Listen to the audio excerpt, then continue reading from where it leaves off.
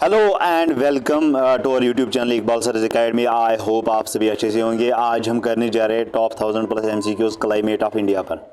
मैं उस्मान सर, मैं आपको पढ़ाता हूँ जनरल एविएशन, जिसका ये तीसरा टॉपिक है क्लाइमेट ऑफ इंडिया। उसका जो है ऑलमोस्ट हमने सारे जो है टॉपिक्स कवर किए हैं क्लाइमेट ऑफ इंडिया पर। अब जो है हम आज के बाद जो है एमसीक्यू सीरीज़ इस पर करने जा रहे हैं। पार्ट 1 रहने वाला है ये वीडियो।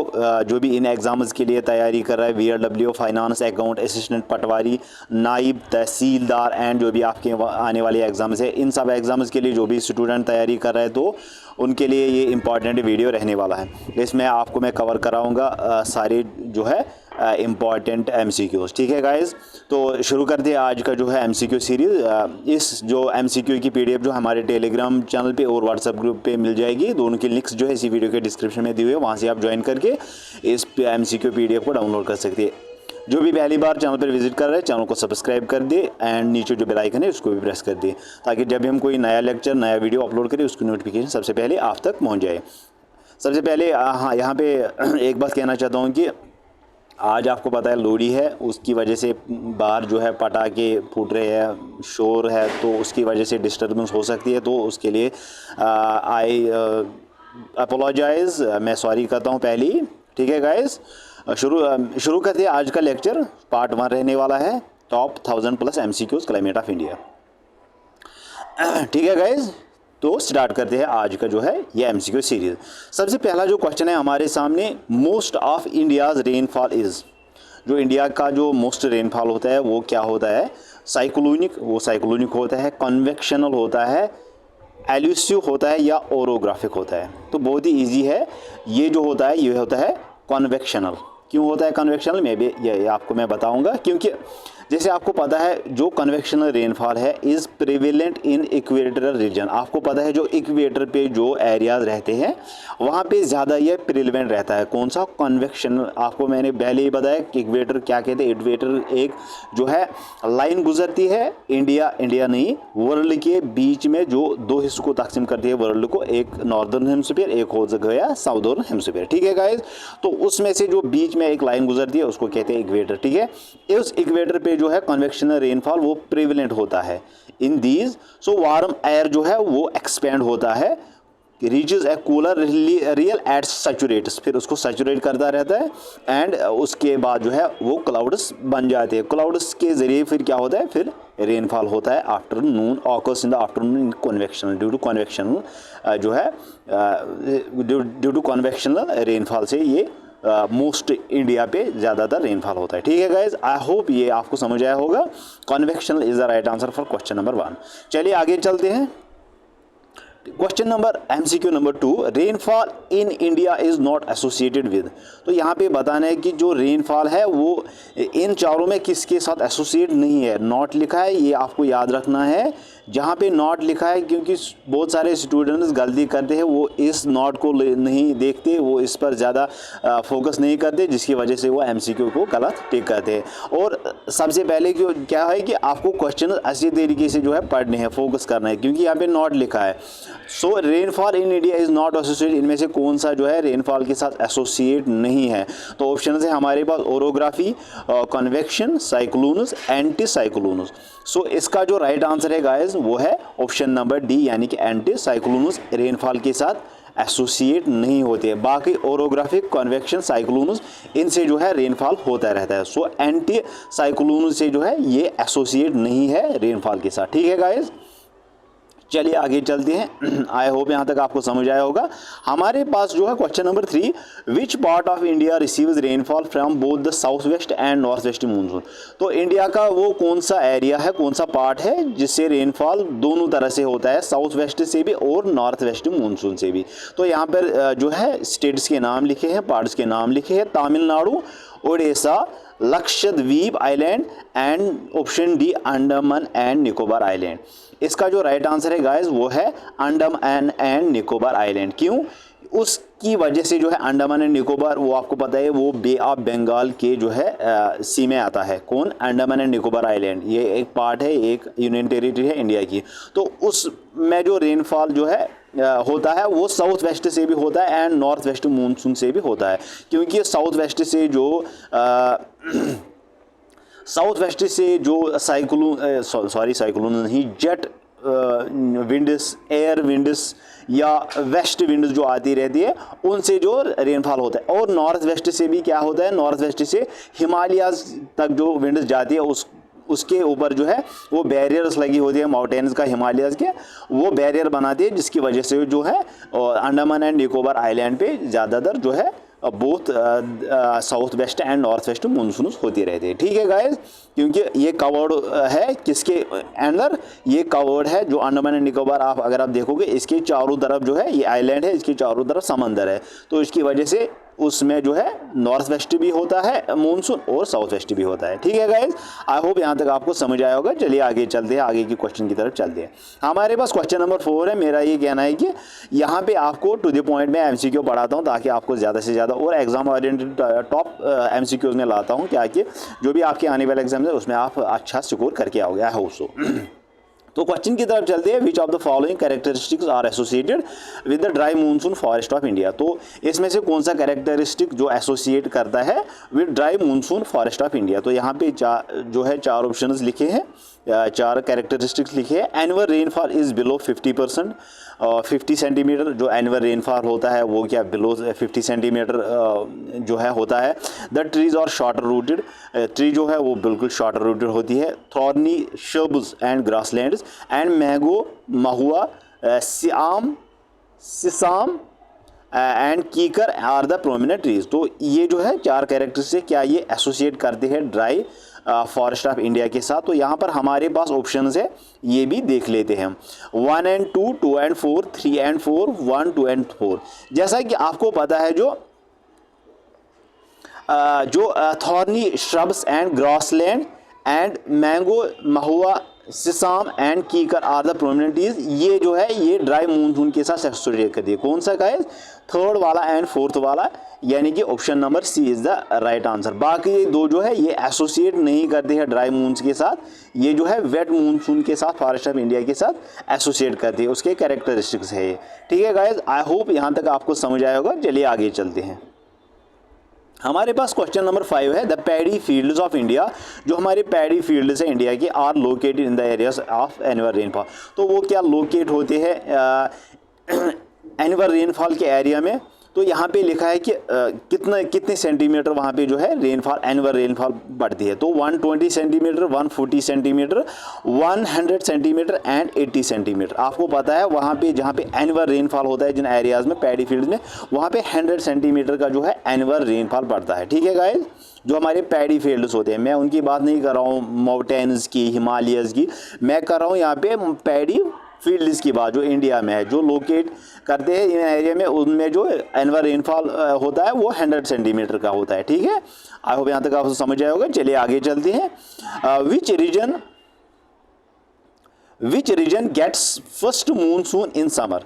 कौन सा रीजन है जो फर्स्ट मानसून, समर का जो फर्स्ट मानसून है वो उस पर पड़ता है। तो यहाँ पे आपको बताना है Himalayas, western Ghats, eastern Ghats and genetic plains. बोलिए गाइस, बहुत ही इजी क्वेश्चन है। वेस्टर्न घाट्स जैसा कि आपको पता है इसका करेक्ट आंसर है। वेस्टर्न घाट्स कहाँ पे है, अगर आप मैप में देखोगे तो मैप में आपको नॉर्थ, साउथ, ईस्ट, वेस्ट आएगा। तो वेस्ट में जो घाट्स है, यानी कि जो समंदर के साथ जो घाट्स जो समंदर के साथ जो है वो रीजन टच करता है, उनको कहते हैं western Ghats.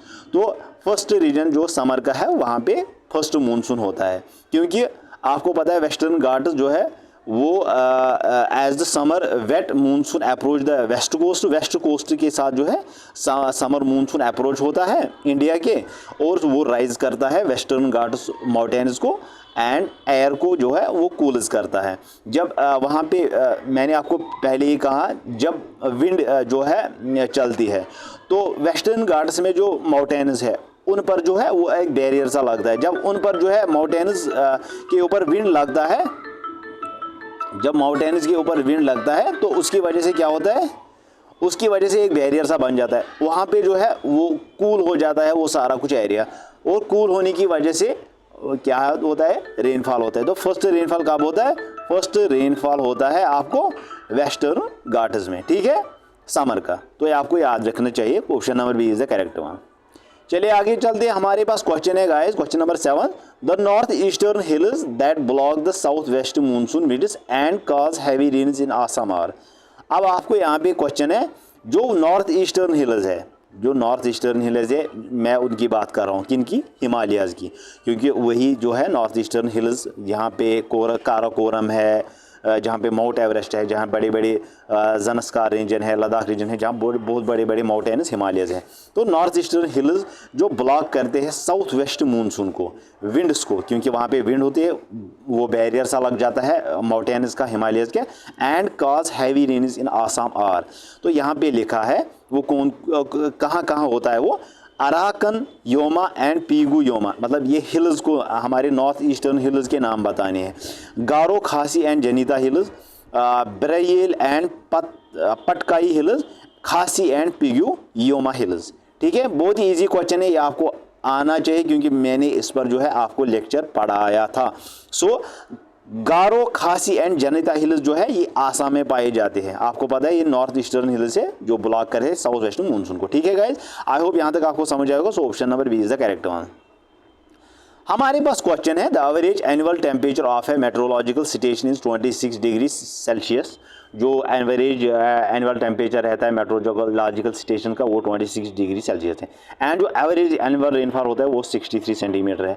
The annual range of temperature वो होता है 9 degree. The station in question is, तो इन स्टेशन में कौन कौन सा आता है? यहाँ पे इलाहाबाद लिखा है, चेन्नई, चरंगपुंजी एंड कोलकाता।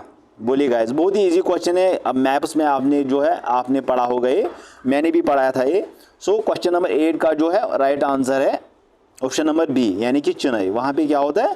वहाँ पे एवरेज टेम्परेचर मेट्रोलॉजिकल स्टेशन 26 होता है एंड एनुअल रेनफॉल 63 सेंटीमीटर का होता है वहाँ पे एनुअल रेनफॉल। ठीक है गाइस, आई होप यहाँ तक आपको समझ आया होगा। आगे चलते हैं, क्वेश्चन नंबर 9 हमारे सामने है, the reason for Rajasthan being deficient in rainfall is. Rajasthan में आपको पता है वहाँ पे थार डेजर्ट है, वहाँ पे बहुत बड़ा डेजर्ट है, वहाँ पे जो है ये कहते हैं कि वहाँ पे डिफिशिएंसी क्यों होती है, वहाँ पे बर्फ़ नहीं, रेनफॉल क्यों नहीं होता, रीज़न क्या है उसका? तो यहाँ पे रीज़न आपको बताना है, the monsoon fail to reach this area. जो मानसून है, जो हवाई है, जो जेट वेज है, जो एयर विंड्स है, जो वेस्टर्न विंड्स है, क्या वो इस एरिया को रीच नहीं करती? ठीक है, इट इज़ टू हॉट, कि वो हॉट है, आपको पता ही है रेगिस्तान ज़्यादातर हॉट ही होता है। There is no water available, क्या वहाँ पे वाटर अवेलेबल नहीं है, एंड जो है विंड जो है वो हमेशा ड्राई रहते हैं, वेट नहीं रहते उसकी वजह से। And option number D, the winds do not come across any barrier. जो विंड्स है वो क्रॉस नहीं करते हैं किसी भी बैरियर को, that causes necessary uplift to be cold, ताकि जो है नेसेसरी अपलिफ्ट होता है वो कूल नहीं रहता। क्या उसकी वजह से जो है वो रीज़न है राजस्थान जो है डिफिशिएंसी माना जाता है रेनफॉल को? तो यहाँ पे आपको जो है आंसर बताना है। बोले गाइस, जो एप्रोप्रिएट आंसर है वो कौन सा है? इन चारों में से कोई भी नहीं है, क्योंकि इन तीनों में से कोई भी नहीं है। क्यों? हॉट होने की वजह से उसमें कोई मसला नहीं है, क्योंकि बहुत से शहर जो है, बहुत से एरिया जो है वो भी हॉट, और बहुत से मानसून है वो फेल भी होते हैं किसी एरिया में पहुंचने तक, एंड वाटर जो है वो कहीं जगह भी हो सकता है, नहीं भी हो सकता है। लेकिन रीज़न यही है क्योंकि जो विंड्स है वो मतलब वहाँ पे नहीं पहुँचती, वो बैरियर नहीं बनाती, जिसकी वजह से वहाँ पे एयर कूल नहीं होता और बारिश नहीं होती। क्योंकि जहाँ आप देखोगे पहाड़ियाँ, वहाँ पे ज़्यादा बर्फ़ होती है, वहाँ पे ज़्यादा रेनफॉल होता है। क्यों? वहाँ पे पहाड़ियाँ होती है, पहाड़ियाँ जब विंड्स जो है ब्लो करती है, वो विंड्स जो पहाड़ियाँ है वो बैरियर बनाती है और एयर कूल होता है। एयर जब कूल होता है तो बारिश होती है। एंड वहाँ पे राजस्थान में आपको पता है ना, वहाँ पे माउंटेन्स नहीं है, वहाँ पे सिर्फ रेगिस्तान है। इसी वजह से वहाँ पे माउंटेन्स ना होने की वजह से वहाँ पे डेफिशिएंसी इन रेनफॉल है। ठीक है गाइस, आई होप यहाँ तक आपको समझ आया होगा। Option number D is the appropriate answer for this question. Option number D is the correct answer. हमारे पास क्वेश्चन है, the extreme of temperature between summer and winter is quite low. जो एक्सट्रीम होता है, मतलब जो हद जिसको कहते हैं टेम्परेचर का, बिटवीन समर एंड विंटर की इज़ क्वाइट लो, वो बहुत लो होता है। इन साउदर्न पार्ट, हम साउदर्न पार्ट की करते हैं, आप पेनिनसुलर इंडिया, मेनली बिकॉज वो किसकी वजह से होता है, यहाँ पे ऑप्शंस लिखे हुए थे। The adjoining oceans moderate the temperature, जो वहाँ पे ओशंस एडजॉइन होते हैं वो मॉडरेट करते हैं टेम्परेचर को। स्काई जर्नली क्लाउडी, स्काई जो है वो जर्नली क्लाउडी होता है। द सनज रेज आर ऑलमोस्ट, जो सन की रेज है क्या वो almost vertical through out the year रहती है उसकी वजह से। या स्ट्रॉन्ग विंड्स जो है वो फ्लो करती है थ्रू आउट द ईयर, जो स्ट्रॉन्ग विंड्स है वो फ्लो करती है पूरे ईयर में। तो यहाँ पे आपको बताना है द एक्सट्रीम जो है इस टेम्परेचर का विंटर एंड समर में इज़ क्वाइट लो, वो क्यों, मेनली रीज़न बताना है आपको। सो इसका जो मेनली रीज़न है वो है guys the adjoining ocean moderate the temperature. जो इसके एडजॉइन, जो इसके बिल्कुल तीनों साइड में, जो आपको अगर साउथ इंडिया में जाओगे तो वहाँ पे आपको तीनों साइड्स में जो है पेनिनसुलर इंडिया में समंदर है। एक तो इंडियन ओशन है, ईस्ट साइड में कौन सा है, bay of Bengal, and west side में कौन सा है, अरेबियन सी। सो तीनों साइड में इसका समंदर है। सो उसकी वजह से, ओशन की वजह से जो है mainly because of the reason summer and winter में जो है क्वाइट लो टेम्परेचर होता है southern parts of peninsular India में। आई होप यहाँ तक आपको समझ आया होगा। चलिए आगे चलते हैं आगे क्वेश्चन की तरफ। विच of the following receive heavy rainfall in the month of October and November. हमें यहाँ पे बताना है कि कौन सा जो है यहाँ पे रिसीव करता है सबसे ज़्यादा रेनफॉल अक्टूबर एंड नवंबर के महीने में। ठीक है गाइज, यहाँ पे ऑप्शंस है hills of Garo, Khasi and झेनीता, plateau of छोटा नागपुर, कोरोमंडल कोस्ट या मलवा प्लेट्यू। तो बहुत ही इजी क्वेश्चन है। अगर आपने मेरे लेक्चर सुने हुए तो आपको ये इजी लगेगा ये क्वेश्चन। तो इसका जो राइट आंसर है वो है Coromandel coast is the right answer for this question. Coromandel coast जो है ये जो है हैवी रेनफॉल जो है अक्टूबर और नवंबर में रिसीव करता है। आई होप यहाँ तक आपको समझ आया होगा। चलिए आगे चलते हैं गाइस। क्वेश्चन नंबर 12 है हमारे सामने। For short term climatic predictions, which one of the following event is detected in the last decade in associated with the occasional weak monsoon rains in the south in the Indian subcontinent। तो यहाँ पे आपको short term climatic prediction जो है वो क्या थी, विच of the following, कौन सा इवेंट जो डिटेक्ट गया था लास्ट डिकेड में जो एसोसिएट था with the occasional weak monsoon जो है साउदर्न सब कॉन्टिनेंट में जो सबसे वीक मानसून हुआ था वो किसके ओकेजनली हुआ था, वो किसके साथ रिलेटेड है। तो यहाँ पे ऑप्शन है ला नीना मूवमेंट ऑफ जो जेट स्ट्रीम्स होती है उनकी वजह से, मूवमेंट की वजह से जो है होता है, EI Nino and southern oscillation की वजह से, या green house effect on global level की वजह से जो है ये सब कुछ क्लाइमेटिक प्रेडिक्शंस होते हैं। तो इसका जो राइट आंसर है गाइस वो बहुत ही इजी है। इसका जो राइट आंसर है वो है ऑप्शन नंबर सी, यानी कि EI Nino and southern occasions की वजह से जो है लास्ट डिकेड जो है उसमें ज़्यादा वीक मानसून रेन्स हुए थे इंडियन सब कॉन्टिनेंट में। आई होप यहाँ तक आपको समझ आया होगा। ठीक है गाइस, चलिए आगे चलते हैं। क्वेश्चन नंबर 13, MCQ नंबर 13 हमारे सामने है। Which of the following state receives बार पटा के बहुत, यार क्या करूं मैं अब, चलो आगे कर दिया continue. Which of the following state receives rainfall due to western disturbances. तो कौन सी स्टेट रेनफॉल रिसीव करती है वेस्टर्न डिस्टर्बेंसेस की वजह से। तो ये बहुत ही इजी क्वेश्चन है, आपको सबको आना चाहिए। ठीक है गाइस, आई होप यहाँ तक आपको समझ आया होगा। बोलिए गाइस। सो वो स्टेट है पंजाब की। पंजाब जो है वो वेस्टर्न डिस्टर्बेंसेस से जो है रेनफॉल, वेस्ट बंगाल क्यों नहीं करता और केरला क्यों नहीं करता, गुजरात क्यों नहीं करता। ये जो है ये केरला जो है ये साउथ में आता है, गुजरात जो है सेंट्रल इंडिया में आता है, वेस्ट बंगाल जो ईस्ट में आता है, ये जो है ये वाला पंजाब ये नॉर्थ में आता है। और नॉर्थ में जो है सबसे रिसीव जो है स्टेट्स वो रेनफॉल करती है रिसीव, किसकी वजह से, डिस्टर्बेंस की वजह से, वेस्टर्न डिस्टर्बेंस। वो वेस्टर्न से हवाएँ आती है, जेट स्ट्रीम्स आती है, बाकी चीज़ें आती है, उसकी वजह से जो है पंजाब में स्टेट जो है वो रिसीव करते हैं वेस्टर्न डिस्टर्बेंस से रेनफॉल रिसीव करते हैं। ठीक है, आई होप यहाँ तक आपको समझ आया होगा। चलिए आगे चलते हैं। क्वेश्चन नंबर 14 हमारे सामने है। During the monsoon season rainfall decreases from the Ganga Delta to the Punjab plains, it is because। बोलिए गाइस, ये आपको आना चाहिए क्वेश्चन, ये भी बिल्कुल इजी यहाँ पे क्वेश्चन है। तो यहाँ पे आपको बताना है मानसून करंट मूव्स वेस्टवर्ड। क्या मानसून करंट जो है वो मूव करता है वेस्टवर्ड की वजह से along the Ganga plain and becomes dryer.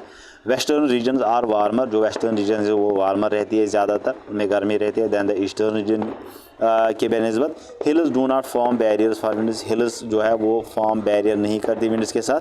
या option number D, the area is far away from the sea, जो एरिया है वो बिल्कुल बहुत दूर है समंदर से। तो ये आपको यहाँ पे बतानी है किसकी वजह से हो रेनफॉल, सीजनल रेनफॉल डिक्रीज़ होता है गंगा डेल्टा में जो पंजाब प्लेन्स तक।